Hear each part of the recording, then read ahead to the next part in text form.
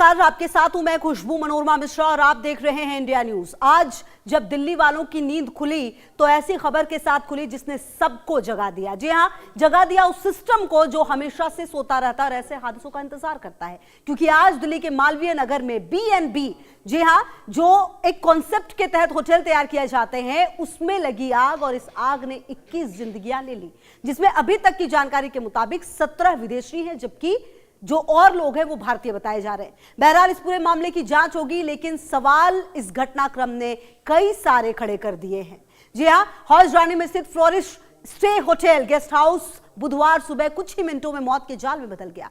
सुबह करीब 8:30 बजे इमारत के भीतर आग भड़की और देखते देखते लपटों ने कई मंजिलों को अपनी चपेट में ले लिया। धुएं का गुबार इतना घना था कि अंदर फंसे लोगों के लिए सांस लेना मुश्किल हो गया। आइए अब आपको सबसे पहले बताते हैं कि कब क्या हुआ है। तो कुल मिलाकर आपको बता दें कि इस घटनाक्रम की, इस मौत की पूरी टाइमलाइन क्या है वो भी अब आपको बता देते हैं। आग सुबह करीब 8:30 बजे लगी। जी हां, फ्लोरिश स्टे होटल में 8:48 पर पुलिस और दमकल को आग की पहली सूचना मिली कि भाई आग लग गई है। इसके बाद 9 बजे मौके पर पहुंची रेस्क्यू टीम, तब तक बेकाबू हो चुकी थी लपटें, मतलब इतना वक्त नहीं मिला और लपटें जो है वो बिल्कुल बेकाबू हो चुकी थी। धुएं ने पूरा भवन घेर लिया, अंदर फंसे लोगों में चीख पुकार मच गई, क्योंकि बेसमेंट में भी काफी लोग थे, फ्लोर्स पर अलग अलग तरीके से लोग यहां पर मौजूद थे। जान बचाने के लिए खिड़की और बालकनी तक लोग पहुंचने लगे। अब यहां तक तो पहुंच गए, लेकिन दम घुटने की बाद जो आग थी वो काफी ज्यादा फैल रही थी। दम घुटने और आग की तपिश से बचने के लिए लोगों ने ऊपरी मंजिलों से छलांग लगाना शुरू कर दिया। नीचे सड़क पर अफरा तफरी मच गई, ऊपर धुएं में घिरी जिंदगी और चारों तरफ मदद की गुहार। कुछ देर के लिए पूरा इलाका दहशत के साए में डूब गया। जी हां, अब इस पूरे इलाके में अब देखिए दमकल कर्मियों ने मौत के मुंह से निकाले दर्जनों लोग। कहा जा रहा है कि 40 से ज्यादा लोगों का रेस्क्यू किया गया। सुबह 9:30 बजे तक हालात बेहद गंभीर हो गए, सड़कें जाम हो गई, स्थानीय लोग राहत बचाव कार्य में जुट गए। दमकल कर्मियों ने जान जोखिम में डालकर कई लोगों को बचाया। इमारत में प्रवेश करके एक एक कर लोगों को बाहर निकालना शुरू किया। घंटों चले ऑपरेशन में 47 लोगों का रेस्क्यू किया गया। गंभीर रूप से झुलसे और धुएं का शिकार हुए लोगों को तत्काल एम्स के ट्रॉमा सेंटर में, मैक्स साकेत और मदन मोहन मालवीय अस्पताल पहुंचाया गया। कई लोगों को फेफड़ों के धुएं से गंभीर नुकसान पहुंचा है। कई लोग ऊंचाई से कूदने के कारण हड्डियों की चोट से जूझ रहे हैं। तो कुल मिलाकर जो दिक्कतें हैं वो काफी ज्यादा नजर आ रही है। लेकिन अब इस भीषण हादसे की 21 लोगों की मौत की पुष्टि हुई और ये 4 तस्वीरें आप देखिए कि क्या 4 तस्वीरें, ये किस तरह से ये आग लगी है इमारत में। दूसरी तस्वीर जहां लोग अपने आप को बचाने के लिए, अब समझ में आ गया कि कोई रास्ता नहीं है, तो बिल्डिंग में खिड़की के रास्ते ये व्यक्ति कूद गया।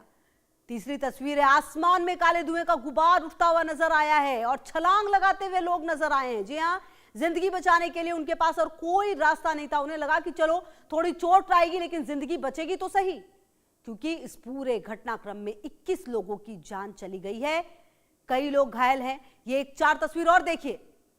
रेस्क्यू ऑपरेशन शुरू होता है। दमकल कर्मियों की मुहिम जो है वो, आप ये कह सकते हैं कि 40 से ज्यादा लोगों की जान इन्होंने आज बचाई है अपनी जान पर खेलकर।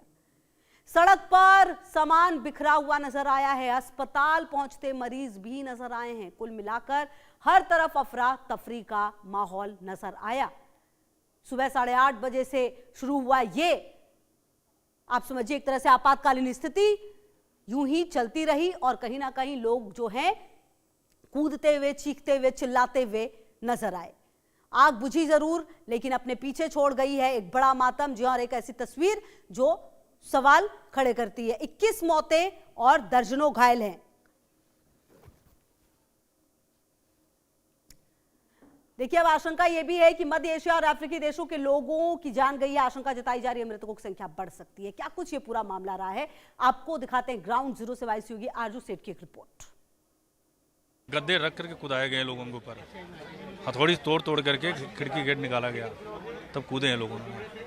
अच्छा, तो क्या लग रहा था, क्या बेसमेंट में भी लोग मौजूद थे? नहीं, बेसमेंट में नहीं थे, बेसमेंट नहीं है। बेसमेंट में नहीं थे। अच्छा, आप लोग गद्दे लेकर आए? हाँ, गद्दे लेकर आए, सब फेंके, गद्दे कुदाए गए लोगों को। जो कुछ बच्चे हैं कुछ हॉस्पिटल गए हैं, बाकी 20-21 आदमी तो कैजुअल्टी हो चुकी है। लगभग कितने लोग होंगे तो आप लोगों ने बचाया होगा टोटल? अरे 25-30 आदमी। आप लोगों ने 25-30 आदमियों को निकाला। अच्छा, जिन लोगों को निकाला वो ठीक थे एकदम या उनकी हाँ हालत? ठीक हो तो सही है। अच्छा, वो लोग ठीक थे। हाँ, जो कूदे हैं और जो उसमें जल गए हैं वो अलग है। कितनी भीषण आग थी? बहुत भयंकर भी था, बहुत भयंकर। क्या लग रहा है, क्या वजह हो सकती है? क्या इस तरीके की और भी यहाँ पर बिल्डिंग्स हैं जो इतनी पतली हो और भी हैं कई बिल्डिंग और भी है अंदर में। अच्छा, मतलब खुलेआम इस तरीके से चल रहा है। धज्जियां उड़ रही हैं जो नियम बनाए गए हैं। जी जी जी जी बिल्कुल बिल्कुल धन्यवाद। बिल्कुल, तो देखिए किस तरीके से जिन लोगों ने बताया, जिन लोगों ने बचाया है लोगों को, कहीं ना कहीं जो भगवान बन के आए उन लोगों के लिए, उनसे हमने बातचीत करी। और भी लोग हैं, उनसे बातचीत करने की कोशिश जो है वो हम करेंगे। सर, क्या नाम है आपका? इफ्तिखार अहमद। इफ्तिखार जी, क्या दृश्य था उस वक्त? क्योंकि अभी भी हम देख रहे हैं बहुत ज्यादा लोग परेशान हैं, कुछ लोगों को अस्पताल पहुंचाया गया है। उस टाइम की जो कंडीशन थी ये थी कि बस किसी तरीके से इनको बचाया जाए, क्योंकि आशा नहीं थी कि गाड़ी आ जाए। गाड़ी को कॉल ही कर सकते हैं ना, जबकि 1 किलोमीटर के रेंज पे यहाँ पर मालवीय नगर पीछे ही धमकल है। 1 किलोमीटर के रेंज पे साकेत में, यहाँ मालवीय इधर है पुष्पविहार साइड में, रेंज दोनों की 1 किलोमीटर है। पर गाड़ी को आने में टाइम लग गया, तो हम सभी लोग मोहल्ले के अपने, ये हौजरानी कुमार बस्ती बोलते हैं, तो सारे लोग अपने लग गए काम पे कि भाई गद्दे उठा के बिछा दिए नीचे कि आप कूदो, क्योंकि यहाँ पर लटके हुए थे, कोई फर्स्ट फ्लोर में, कोई सेकंड फ्लोर में लटका हुआ था व्यक्ति। मेरे में बकायदा इसमें वीडियो है, मैं वीडियो शेयर कर दूंगा, कोई दिक्कत नहीं। तो उसमें सबसे पहले एक लेडीज नाइजीरियन कूदा बिना गद्दे के, उसके चोट आई गंभीर रूप से, एम्बुलेंस में उसको भेज दिया गया मैक्स। उसके बाद फिर एक लेडीज़ कूदी, जेंट्स कूदा जो जोड़ा थे, फिर फर्स्ट फ्लोर से कूदे, इसी तरीके से कूदते चले आए। तो मेरे हिसाब से तो 5-6 लेडीज़ होंगी और 7-8 जेंट्स होंगे, 10-12 के करीब बचाए। उतरने की बिल्कुल ही जगह नहीं थी, तो लोगों ने छत से कूदने की फिर कोशिश करी, जैसे कूदे वो उनके चोट वोट लग गई। इस कारण से आग बहुत इतनी तेज लग गई थी कि लोग बेकाबू हो गए, उन्हें होश नहीं आ रहा था क्या करें क्या नहीं करें। बहुत हाई क्वालिटी के हाथ आग लग गई थी। विदेशी लोग भी मौजूद थे, लगभग कितने विदेशी होंगे? मैम कम से कम 15 से 20 लोग होंगे जो जले हैं। जो चले। हाँ, जो विदेशी जो थे, अगर हम संख्या में बताएं तो गिनती नहीं बता सकते हैं, मात्रा बता सकते हैं। तो मेरे हिसाब से 80% नाइजीरियन बाहर के हैं। मैक्स में ट्रीटमेंट के लिए आते हैं लोग यहाँ पर, बराबर जी। हाँ बराबर, हाँ मैक्स के ट्रीटमेंट के लिए आते हैं, इलाज के लिए आए थे बेचारे वो। हम तो यहीं पे रहते हैं, क्योंकि इधर मैम ज़्यादातर लोग ना बाहर के ही आते हैं इधर रहने के लिए, इलाज कराना आते हैं बेचारे। खुदा ने ऐसी बरकत दिखाई कि वो उनका इलाज ही हो गया। पर यहाँ पे बहुत पतली सी जगह है और बता रहे हैं कि 6 की अनुमति थी, 25 रूम बनाए गए हैं। वायलेशन भी हुआ है पूरी तरीके से। रूम छोटे छोटे रूम बना दिए मैम, उन्हें रेंट पे चढ़ाते हैं लोग पैसा कमाने के लिए, लेकिन लोगों की जान की कोई परवाह नहीं कर रहा है मैम। नीचे से आगे ऊपर पकड़ी हुई है और कम से कम 20-25 लोग तो मेरे सामने ही गए हैं। अच्छा जी, जो बेचारे ख़त्म हो गए, कुछ बच गए थे और सब बाहर के लोग थे, यहाँ का कोई नहीं था। अच्छा, तो देखिए बड़ी बात ये है कि बताया जा रहा है ज्यादातर 80% लोग जो है वो बाहर के थे। अच्छा, ये बताइए आग किस तरीके से, क्या नीचे से लगना शुरू हुई? नीचे से लगी है, कहीं फ्रीजर से लगी है आग। अच्छा, लग रहा है। जी जी, अच्छा। हाँ फ्रीजर से ज़्यादा कर माना जा रहा है।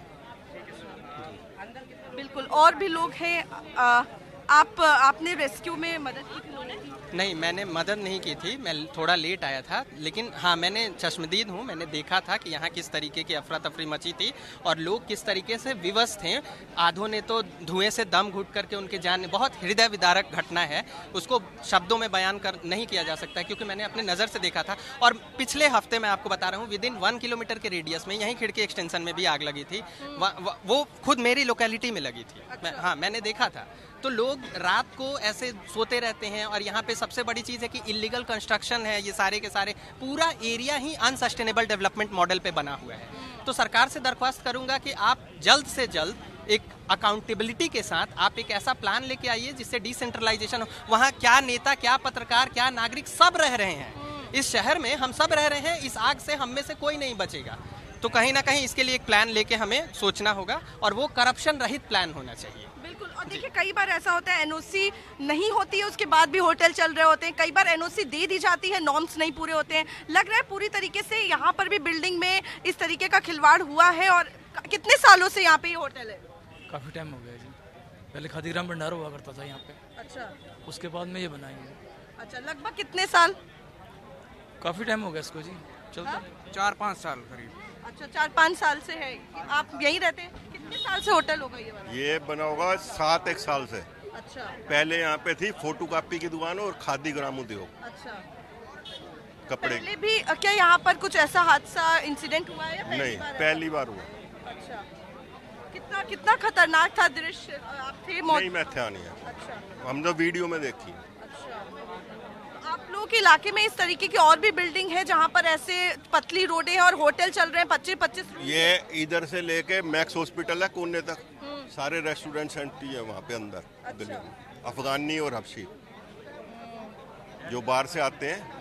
इस रोड पे सारे आगे अंदर सारे होटल ही होटल है। अच्छा, तो उनमें भी यही हाल है, ऐसे पतले पतले बने हुए हैं? ये तो बहुत बड़ी है, वो तो बिल्कुल छोटी छोटी गलियां हैं।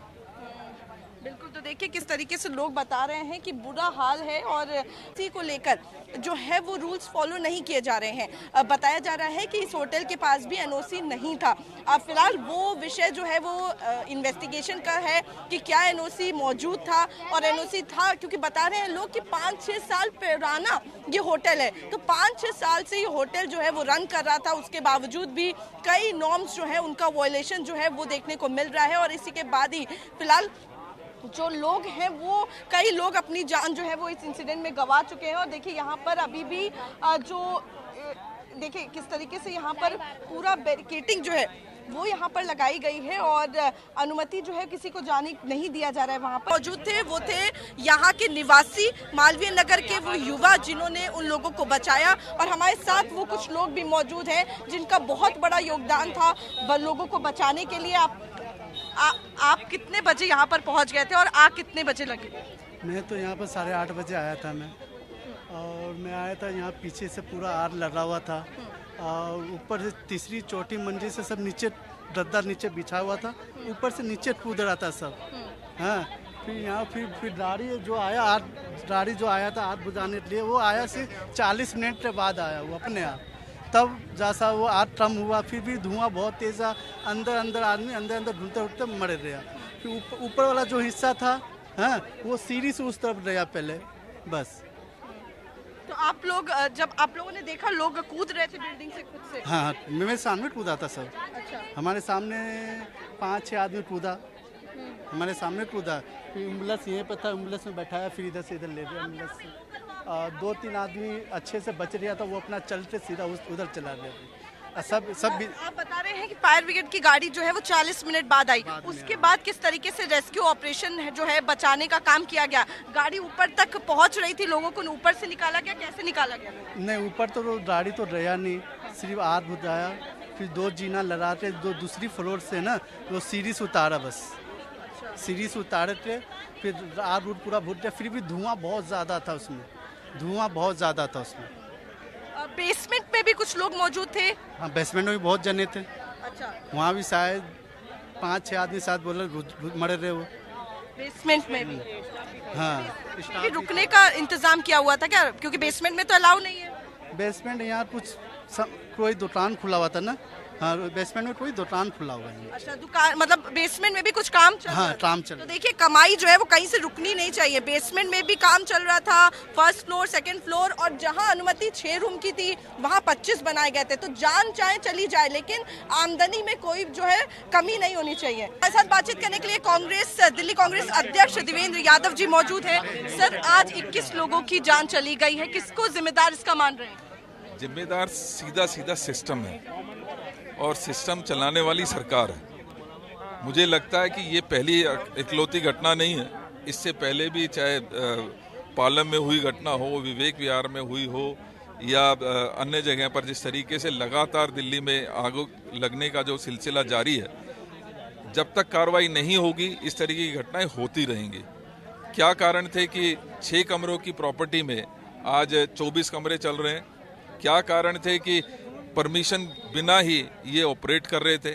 कहाँ है वो सरकार जिसकी जिम्मेदारी है कि लोगों का ध्यान रखना चाहिए था? क्या कार्रवाई की है जो पिछली घटनाएं हुई हैं? कोई कार्रवाई नहीं हुई है। जब तक ये सिस्टम को बदला नहीं जाएगा इस तरीके की घटनाएं होती रहेंगी। मैं सवालिया निशान जो फायर टेंडर्स हैं, जो फायर हमारा डिपार्टमेंट है, उसके ऊपर विशेष रूप से करना चाहता हूँ। बताया जा रहा है कि नॉर्म्स फॉलो नहीं हुए थे एनओसी के। 6 रूम की अनुमति थी, 25 रूम बनाए गए। साथ ही आप देखिए किस तरीके से नैरो सड़कें पूरी। निश्चित है, किसने एनओसीज दी हैं और किस तरीके से ये इलीगल जो कमरे थे वो चल रहे थे, इसका जिम्मेदार कौन है?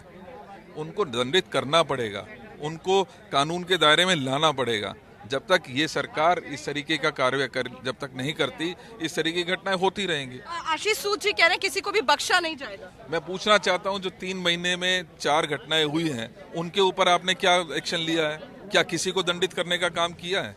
क्या किसी को जेल भेजने का काम किया?